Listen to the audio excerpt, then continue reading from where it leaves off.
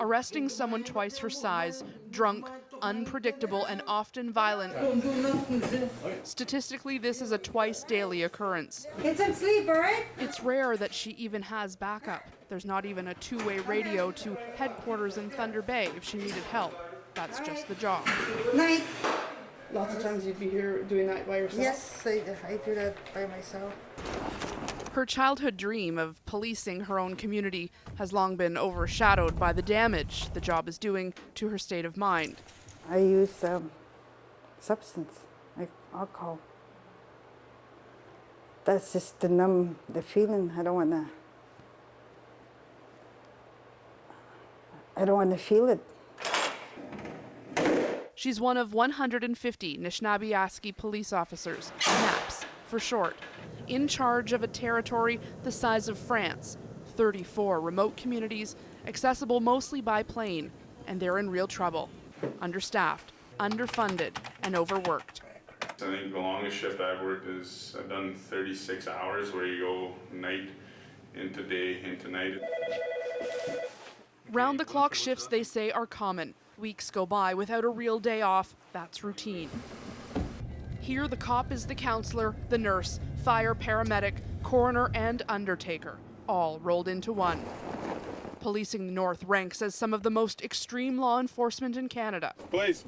Crime severity in these communities is 5 times higher than anywhere else in Ontario. He just pounded her. Is that your house? Here, a woman has been beaten by her partner. Tell him the truth, Amy. Actually, I got him right here. The officers find the guy, You got anything on you? put him in jail. Seems routine, but it's not. He's my cousin, so that's the thing about being here is... That's your cousin? Yeah. Yet another stress. We didn't pick on you, Darren. We got a call. We're doing our job. Now imagine that call was for his relative's overdose, murder, or suicide. It often is. Right now, we have almost 20 of our officers that are off on some sort of sick leave or workman's compensation or that sort of thing. About a third of those officers are actually off because of stress-related issues. Because when the shift is finally over, for many officers, going home is making things worse. This is where you live? This is where we live. Officers not from reserve communities fly in for shift rotations.